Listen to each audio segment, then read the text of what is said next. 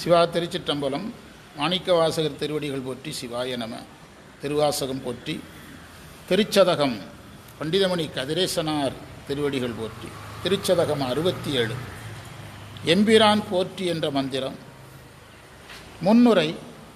மந்திரம் 66 இந்த உலக வாழ்க்கையை ஒழிக்க வேண்டும் என்று கேட்டார்.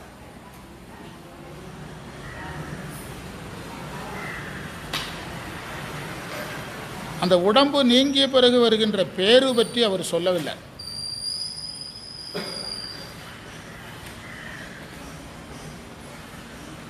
மந்திரம் 67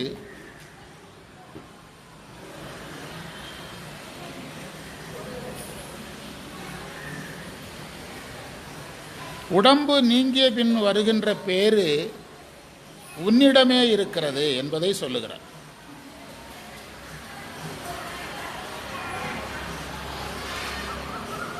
அதனால் ஆண்டவனுடைய பெருமைகளை சொல்றார்.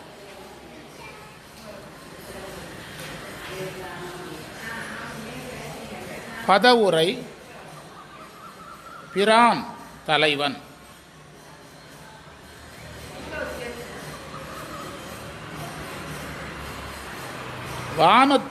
வானத்துன விண்ணுலகின்.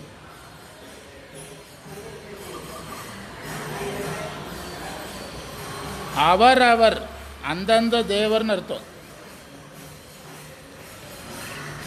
ஏறுனா காளைன்னு அர்த்தம். கொம்பரார் மருங்குல் மங்கை கூறங்கிறதுல மருங்குனா இடைன்னு அர்த்தம். திரு இடை. மருங்கு என்ற சொல்லுக்கு திரு இடை என்று பொருள்.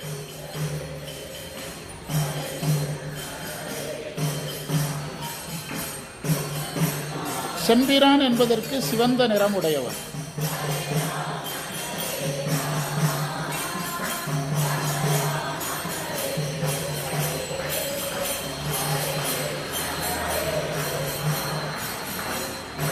தில்லை திருச்சிற்றம்பலவை என்பதற்கு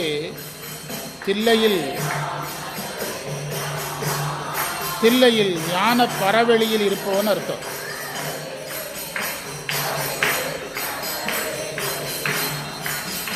உம்பரா என்றால் சிவலோகத் தலைவனே.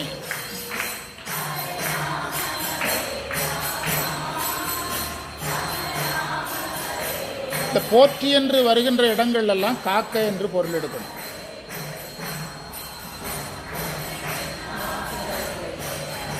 அதுதான் பிற்காலத்தில் கந்த சஷ்டிலெல்லாம் காக்க காக்க என்று மாறிச்சு. முதல் தொடக்க காலங்களில் போற்றி சொல்லிட்டு இருந்தாங்க. அப்புறம் அது எதா மாறிச்சு? காக்க. தமிழில் போற்றி என்ற சொல்லுக்கு என்ன பொருளும் உண்டு? காக்க என்ற பொருளும் உண்டு. பொருளாட்சி போற்றாதார்க்கு இல்லைங்கிற திருக்குறளில் போற்றி என்பது காக்கங்கிற பொருளில் வள்ளுவர் கையாண்டிருக்கிறார். ஏன்னா யாரை கேட்டால் சொல்ல தெரியணும்.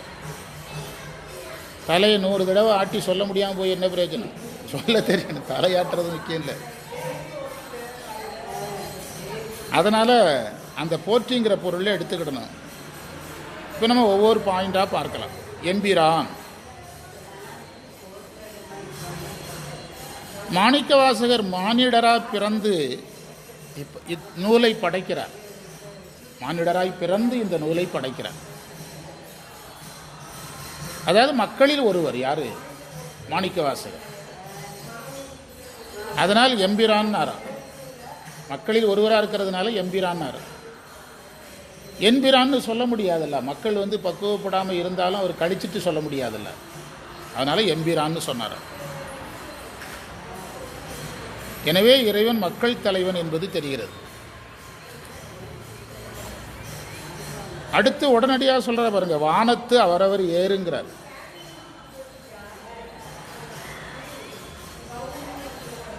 அதற்கு பிறகு தேவ உலகில் இருக்கக்கூடிய இந்திரன், பிரம்மன் முதலிய பதவியில் உள்ளவங்களையெல்லாம் தனியாக சொல்கிறார். ஏன்னா இவர் அவங்க கூட சேரல. அவங்க கூட சேர விரும்புகிறதும் இல்லை. யார்? மாணிக்கவாசகர் விரும்புவதில்லை. வாழ்த்துவதும் வானவர்கள் தாம் வாழ்வான்னு சொல்லி அவங்க மேலே காண்டில் இருக்கிறார். அதனால் அவங்கள தனியாக போட்டார். தேவர்களை இந்திரன் பிரம்மன் பதங்களில் உள்ளவர்கள் எல்லோருக்கும் தனித்தனியாக தலைவனாவான் என்பது தோன்ற அவரவர் ஏறுனாராம்.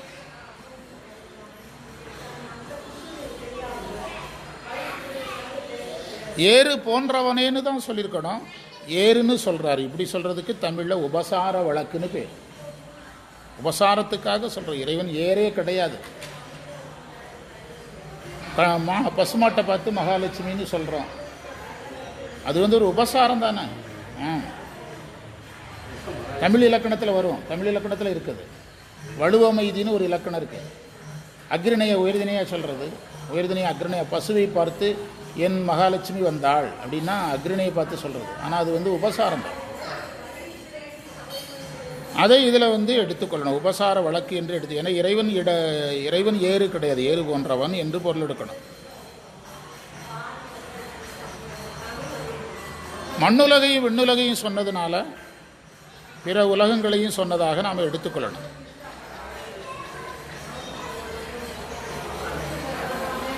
மூன்றாவது நாம் அனுபவிக்கிறது மங்கை கூற.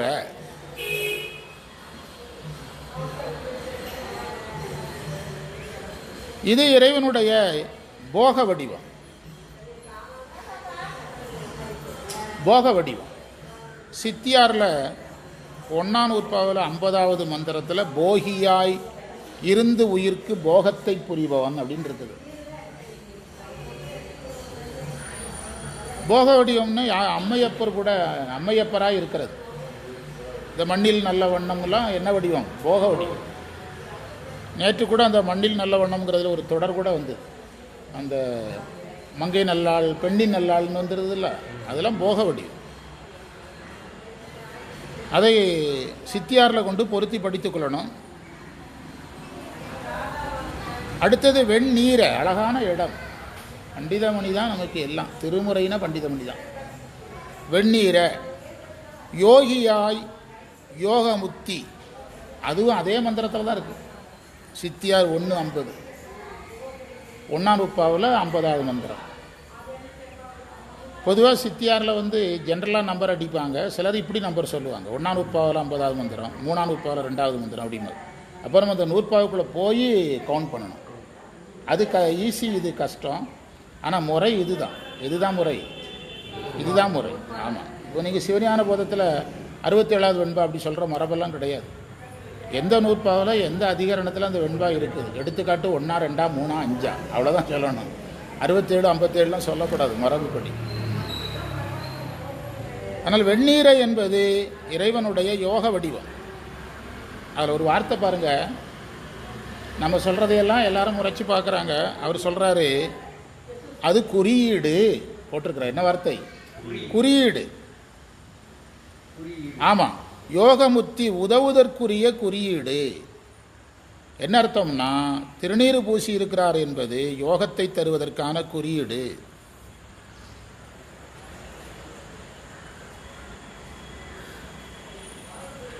அப்போ அதில் இன்னொரு செய்தி சொல்லியிருக்கிறாங்க. என்ன செய்தினா, சந்தனமெல்லாம் சிவன் பூசுறார, திருநீர் மட்டும் ஏன் சொல்கிறீங்கிறது ஒரு கேள்வி அவரே கேட்குறார். சிவபெருமானுக்கு சந்தனமும் பூசுறாங்கல்ல, ஏன் திருநீரை மட்டும் சொல்கிறீங்கன்னு ஒரு கேள்வி கேட்குறார். ஆனால் யோக நிலையில் எது மட்டும்தான் அவருக்கு? திருநீர் மட்டும்தான். யோக நிலையில் சந்தனம் பூசியிருந்தாருன்னா அது எடுபடாது. முதல்ல யோகன்னு சந்தனம் எடுபடாது. தியானத்தில் இருக்கிறாரு, நல்ல பயங்கரமான விலை உயர்ந்த ஆடையில் தியானத்தில் உட்காந்துருக்கிறாருன்னா எடுபடுமா?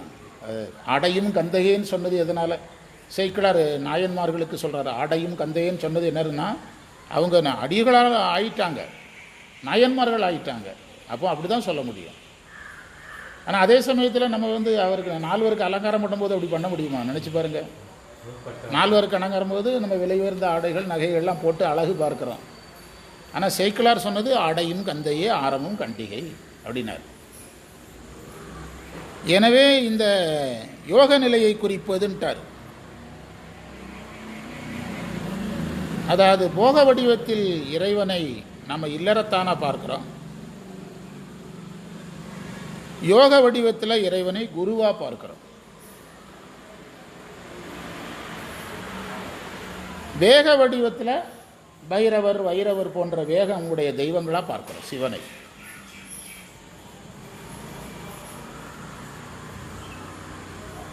அடுத்து செம்பிரான்ங்கிற வார்த்தையை எடுத்து சிந்திக்கிறார். மக்களுக்கு தலைவராக இருக்கிறாரு, தேவர்களுக்கு தலைவராக இருக்கிறாரு, போகத்தை கொடுக்குறாரு, யோகத்தை கொடுக்குறாரு. ஆனால் மண்ணில் வாழ்கிற உயிர்களுக்காக திருமேனி கொண்டு வர்றார். அதனால் என்ன வார்த்தை வருதான்? செம்பிரான், செவப்பாக வர்றாராம். மண்ணுலக மக்களுக்காக வரும்போது செம்பிரான வர்றார். சிவனெனும் நாமம் தனக்கே உடைய செம்மேனி எம்மாம். அப்பர் சுவாமிகள். சிவனெனும் நாமம் தனக்கே உடைய செம்மேனி எம்மான். திருக்கோவையாரில் 109வது செய்யுள்ள திருநீறு என வெளுத்தன்னு ஒரு தொடர் இருக்குது. அந்த இடத்துக்கு திருக்கோவையாருக்கு உரை எழுதினவர் பேராசிரியர்னு ஒருத்தர். தமிழில் பேராசிரியர்னு எல்லாரும் தன்னைத்தானே சொல்லிடுறோம். ஆனால் பேராசிரியர்னா ஒருத்தர் தான் தமிழில். இந்த திருக்கோவையாருக்கு உரை எழுதினவர் பேர் தான் பேராசிரியர். தொல்காப்பியத்தில் ஒரு பகுதிக்கு, தொல்காப்பியம் முழுவதுக்கும் ஒரு பகுதிக்கு உரை எழுதியிருக்கிறார். பேராசிரியர் உரை அப்படிம்பாங்க. அது சொல்கிறவரே பேராசிரியர் தான் சொல்லுவார். தமிழில் பேராசிரியர்னால் எத்தனை பேரை குறிக்கும்? ஒருத்தர் தான். நம்ம வாழ்க்கை நடைமுறையில் இந்த பேராசிரியருங்கிறது ஆங்கிலேயர் கல்வி முறைக்கு பிறகு வந்தது. ஆங்கிலேயர்கள் கல்வி முறைக்கு முன்பு ஆசிரியர் தானே நமக்கு இருந்தது. என்ன கல்லூரி முறையே கிடையாது நம்மக்கிட்ட. என்ன கிடையாது? கல்லூரி முறையே கிடையாது. தமிழாசிரியர் தான். இவ்வளோ பெரிய ஆளாக இருந்தாலும் யார் தான்? தமிழாசிரியர், தமிழ் புலவர் தான். ஆமாம், தமிழ் புலவர் தான். திருவிளையாடலில் ஒரு வசனம் வரும். நக்கீரரை பார்த்து இறைவன் கேட்பார், யார் அந்த கிழவன்? தமிழ்ச்சங்கத்தின் தலைமை பேராசிரியர். அப்படியே சொன்னார்? அப்படி தான் சொல்கிறார். தமிழ் புலவன் அல்லது தமிழாசிரியர் தான். என்னைக்கு இந்த பேராசிரியர் நடைமுறை வந்ததோ அன்றைக்கே தமிழ் மேலை நாட்டு ரிசர்ச் மெத்தடாலஜியை இதுக்குள்ளே போட்டு அதில் எத்தனை இடத்துல குறிஞ்சின்னு வருது, எத்தனை இடத்துல தென்னை மரம் வருது, வாழை மரம் வருதுன்னே எழுதியே லைஃப்பை முடிச்சுட்டானுங்க. அது சமய இலக்கியமும் போச்சு, தமிழ் இலக்கியங்களும் போச்சு.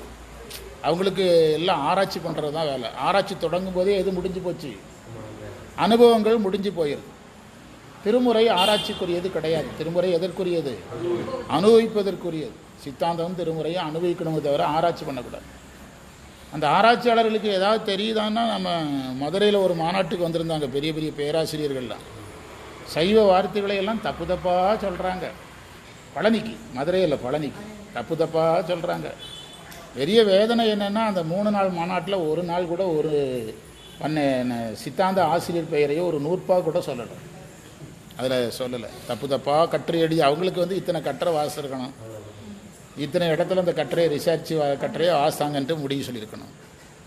இன்றைக்கி இதில் வேதனை என்னென்னா, அந்த தமிழாசிரியர்களும் யார் பிடியில் இருக்கிறாங்க. இப்போ நம்ம இவங்க மேல் படிப்புக்கு போகணுன்னா யார் வேண்டியது இருக்குது? பேராசிரியரை உருவாக்குறவன் தமிழாசிரியர். தமிழாசிரியருக்கு மேல் படிப்புக்கு யார் வேண்டி இருக்குது? இவன் அவனை கண்டு நடுங்கிறான். இந்த பயிலெல்லாம் அவனை கண்டு நடுங்கிறான். கடைசியில் என்ன ஆச்சுன்னு, யாருடைய குவாலிட்டியும் போச்சு, இவன் குவாலிட்டியும் போச்சு. அது நான் எங்களுடைய தமிழாசிரியருடைய மாநாட்டில் ஒரு தடவை அறிவித்தாங்க, இனிமேல் உங்களை நீங்கள் தமிழாசிரியர்னு சொல்லாதீங்க. ஒரு சீனியர் தமிழாசிரியர் அறிவித்தார். தமிழ் மதிப்பெண் எடுக்க வைக்கின்ற பயிற்சியாளர்னு சொல்லுங்கள். பயிற்சியாளர்னு கோச்சுன்னு சொல்லுங்கள், கோச்சர்னு சொல்லுங்கள், வேறு எதுவும் சொல்லாதீங்க அப்படின்னு பயங்கரமாக ஒருத்தர் பேசினார். ஒரு பெரிய பழைய தமிழாசிரியர். நீ தொல்காப்பியம் 100 ரூபா தெரியுதா? உனக்கு இலக்கணம் தெரியுதா? உனக்கே தெரியல, நீ எப்படி தமிழாசிரியராக அப்படின்னு பேசினார்.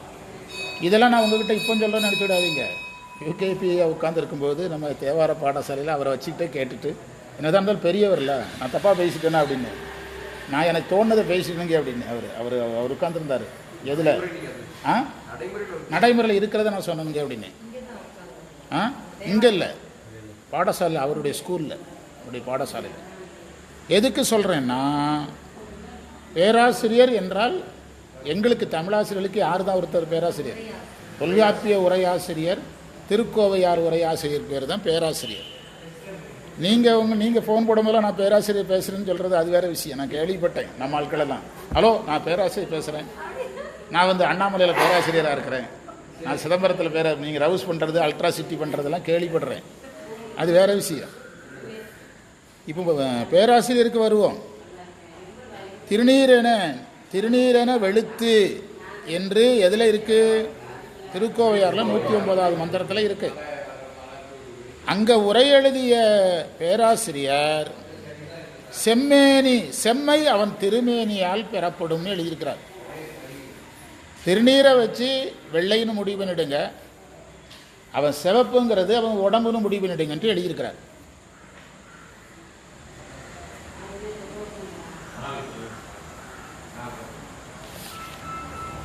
மந்திரத்தில் அதற்கு அடுத்து வருவது தில்லை திருச்சிற்றம்பலவ.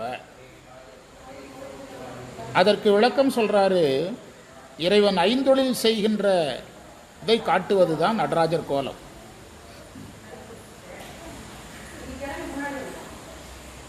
அது தில்லையில் சிறந்து விளங்குவது, அதனை குறிப்பிடுகிறார். தில்லை நகர் பெயர். தில்லைங்கிறது ஒரு வகையான மரம், தேக்கு இந்த மாதிரி மரம். இந்த மரம் இருக்கிறதுனால தில்லை, தில்லை மரம் இருந்ததுனால தில்லை நகர் பெயர். திருச்சிற்றம்பலம் கோயில் பெயர்.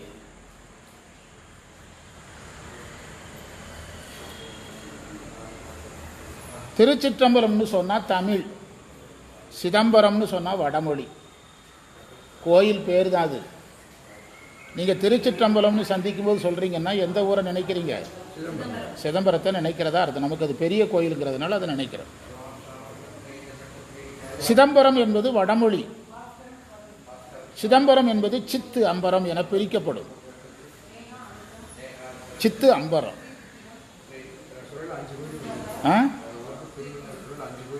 சொல்றாங்க. அவர் 5 கோயில் சொல்றாங்க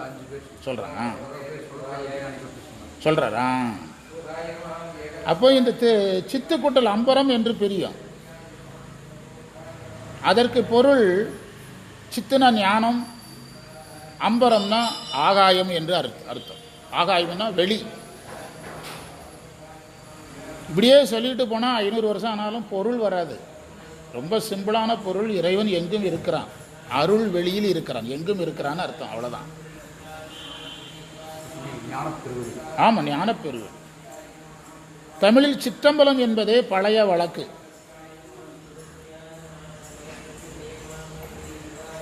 சிற்று என்பதற்கு நுண்ணியன் அர்த்தம். சிறிய என்று பொருள் அல்ல, நுண்ணிய என்று அர்த்தம். நுண்ணிய ஞான பரவெளி, நுண்ணிய ஞான அருள்வெளி என்று பொருள்.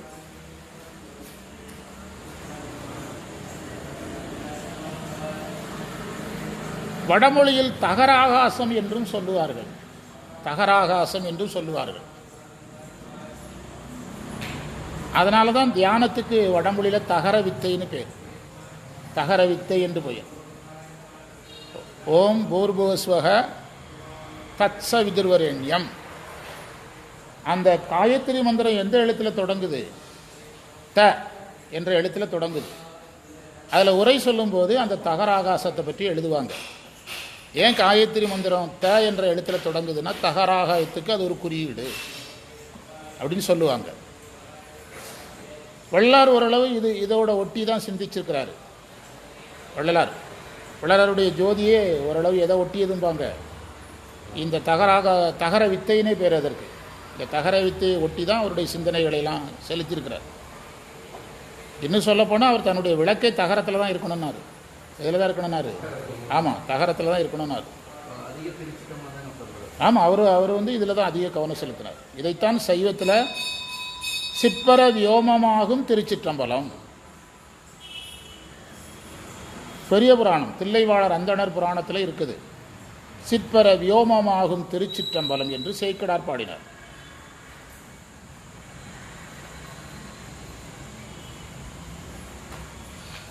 அவன் இல்லாமல் எதுவும் அசையாது என்பதுதான் நடராஜர். நடராஜரை பற்றி நீங்கள் சித்தாந்தமாக பேசுகிறது வேற, தோற்றம் துடியதனில் தோயும் திதி அமைப்பில்னு சொல்கிறது வேற. நடராஜரில் இருக்கக்கூடிய சயின்ஸ்னு ஒன்று இருக்குமில்ல. சைவமே தெரியாத ஒருத்தன் நடராஜரை புரிஞ்சுக்கிறது எப்படின்னா, எல்லாம் அவனன்றி ஓரணுவும் அசையாதுங்கிறது தான் நடராஜர். அதாவது ஐன்ஸ்டீனுடைய ஆய்வகத்தில் தமிழ்நாட்டு மாணவர் ஒருத்தர் இருந்தார். ஐன்ஸ்டீன் தான் அணுவை பிளக்கிறார். அணுவை பிளந்தவர் ஐன்ஸ்டீன் தான். அவர் பிளக்கிறதுக்கு ஒரு ஈக்குவேஷன் பயன்படுத்தினார். சமன்பாடும்பாங்க தமிழில், இங்கிலீஷில் ஈக்குவேஷன். இ சமம் எம்சி ஸ்கொயர் அப்படிங்கிறது அந்த சமன்பாடு. புரியுதா? எடையும் பொருளும் சமம் அப்படின்னு ஒரு அதுக்கு விளக்கம் சொல்லுவாங்க. அந்த விளக்கத்துக்கு நம்ம போனோம்னா ஃபிசிக்ஸாக மாறிடும். இ சமம் எம்சி ஸ்கொயர் என்பது அதனுடைய அந்த சமன்பாடு. அந்த சமன்பாட்டை பயன்படுத்தி தான் எதை பிளந்தார்? அணுவை பிளந்தார். அந்த அணுவை பிளந்து அதற்கு மேலே பிளக்க முடியாத இடத்துக்கு கொண்டு வந்துட்டார் அணுவை. அப்போ அவர் அந்த நுண்கருவிகளோட பார்க்கும்போது ஒரு எலுமிச்சை விதை தலைகீழாக நிற்கிற மாதிரியும், அதுக்கு உள்ள ஒரு ஒளி அசைகிற மாதிரியும், வெளியே நீல நிறத்தில் இருக்கிற மாதிரியும் பார்க்குறார். அணு இப்படி தான் அவருக்கு காட்சி கொடுக்குது. யாருக்கு? ஒரு எலுமிச்சம்பழ விதை தலைகீழாக நிற்கிற மாதிரி, சென்டரில் ஒரு ஒளி சகப்பாக, சுற்றி நீல நிற ஒளி தெரிகிறது அவருக்கு, அசையுது. அதுதான் அவருக்கு பெரிய ஆச்சரியம். அந்த ஒளி என்ன செய்யுது? அணுவுக்குள்ளேயும் அந்த ஒளி அசையுது. இதையெல்லாம் பார்த்துட்டு கடைசியில் ஐன்ஸ்டீன் சொன்னார், அதாவது நாம் சயின்ஸில் பிற்காலத்தில் ஆராய்ச்சி பண்ணுறோம், சமயம் சார்ந்த ஆராய்ச்சிகள் ஆயிரக்கணக்கான ஆண்டுகளாக நடக்குது. இந்த அசைவை கடவுள் என்று எந்த மதம் சொன்னாலும் அவர்கள் பெரிய அறிஞர்கள் அப்படின்னார். கடவுளை பற்றி எல்லாரும் ஆராய்ச்சி பண்ணுறாங்க. இந்த இறைவனை ஒளியாக பார்த்து அந்த ஒளி அசைகிறதுன்னு சொன்னால் அவங்க பெரிய அறிஞர்கள், அந்த சமயவாதிகள் பெரிய அறிஞர்கள்னார். இதை அப்படியே உள்வாங்கி கொண்ட அந்த தமிழ்நாட்டு மாணவர் இந்த அசைவை தான் நம்ம நடராஜர்னு சொல்கிறோம் அப்படின்னாரு. அப்படின்னா தமிழ்நாட்டுக்கு போயிட்டு வரும்போது ஒரு நடராஜர் சிலை கொண்டு வாங்குறார். யார்? ஐன்ஸ்டீன். அவருடைய ஆய்வு கூடத்தில் இன்னும் நடராஜர் சிலை இருக்குது. அவன் கொண்டு போன நடராஜர் சிலை இன்னும் இருக்குது. அதுக்கு அவன் விளக்கம் இங்கிலீஷில் சொல்கிறான். இதுதான் நடராஜருடைய அசைவு, இது படைத்தல் காத்தல் அழித்தல்னு சொன்ன உடனே அவர் அதுக்கு அவர் சொன்ன இட் இஸ் எனது காஸ்மிக் டான்ஸ் அப்படின்னு பேர் வச்சார். என்ன பேர் வச்சாரா? பிரபஞ்சத்தினுடைய இயக்கம்.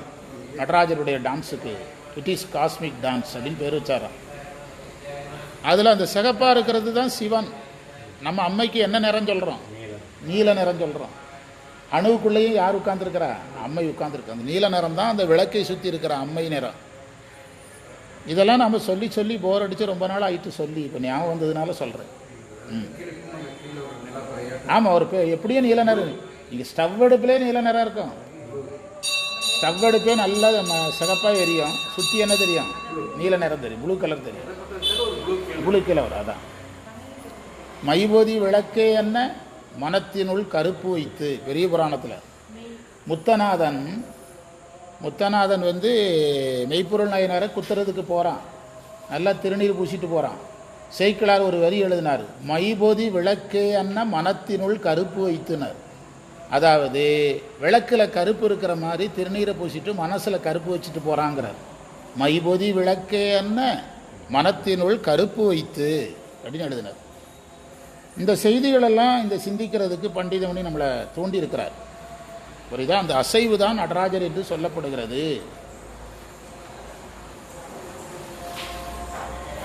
அதில் கீழே கொடுத்துருக்காரு, நடராஜர் பற்றி நிறைய இருக்குது, பெரியவங்கிட்ட கேட்டுடுங்கன்னு போட்டார். பெரியோர்களிடத்தில் கேட்க விரிப்பின் பெருகும்ட்டார். முறைப்படி பார்த்தா அந்த இடத்துல உண்மை விளக்க நடராஜர் மந்திரம் 8 மந்திரம் வரணும். அப்போனா பிறகு எப்போ தான் முடிக்கிறது? பிறகு திருமூலர் நடராஜருடைய டான்ஸில் 5 வகை சொல்கிறாரு. அப்போனா புஸ்தகமே முடிஞ்சு போயிடும். அதனால தான் நான் இதோட நிறுத்திக்கிறேன்ட்டார். அடுத்தது உம்பரா போற்றிங்கிறார். இறைவன் சிவந்த மேனியுடன் நமக்காக இந்த உலகத்துக்கு வந்தார். இது இறைவனுடைய எளிவந்த காட்சி.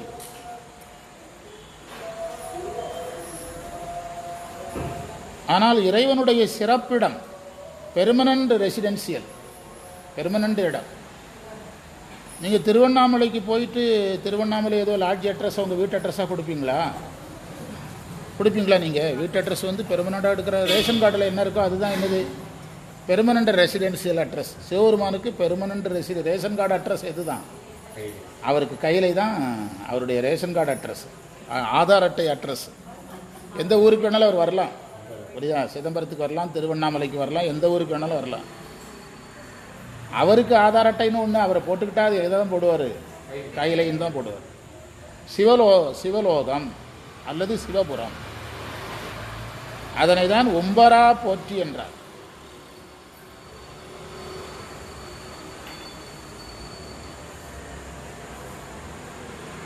பிரிண்டர் உம்பர் பாருங்க, ஒரு இடத்துல உலகத்தை குறிக்குது, ஒரு இடத்துல தேவர்களை குறிக்குது.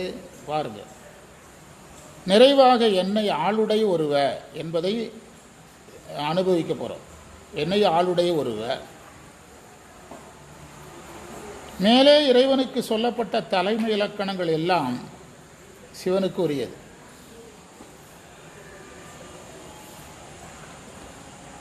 தலைமை இலக்கணம் உடைய ஒருவன் என்னை அடிமை கொண்டான் என்ற சந்தோஷத்தில் சொல்கிறாராம். என்னை ஆளுடை ஒருவனர்.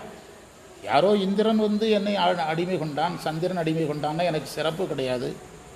நீயே வந்து என்னை அடிமை கொண்ட ஒருவனாக இருக்கிறார். ஒருவ என்ற சொல்லுக்கு ஒப்பாரும் மிக்காரும் இல்லாதவன்.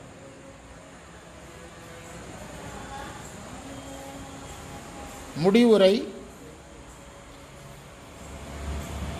இறைவனுடைய பல வகை குணங்களையும் சொன்னதுனால, சொல்லி காக்க வேண்டியதுனால, காக்க விண்ணப்பம் செய்ததுனால இது காருண்யத்து இரங்கல் பதிகம் முதலிய பொருள். இதில் எது இல்லைன்ட்டார் பண்டிதமணி? சதகம் முதலிய பொருள் இல்லைன்னு சொல்லிட்டார். எல்லாம் இருக்காது. அடுத்து திருமந்திரத்தில் ஓரிரு மந்திரங்களை படிச்சுட்டு நாம் கிளம்புவோம். திருமந்திரம்.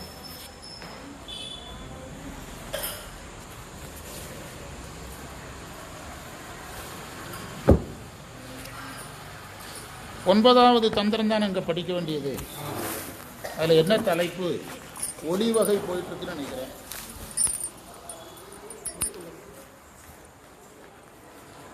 திருச்சிற்றம்பலம். பூசுவதும் வெந்நீர் பூண்பதுவும் பொங்கரவும் பேசுவதும் திருவாயார் மறைபோலும் காணேடி பூசுவதும் பேசுவதும் பூண்பதுவும் கொண்டென்னை ஈசனவன் எவ்வுயிர்க்கும் இயல்பானான் சாலேலோ. ஈசனவன் எவ்வுயிர்க்கும் இயல்பானான் சாலேலோ. திருச்சிற்றம்பலம்.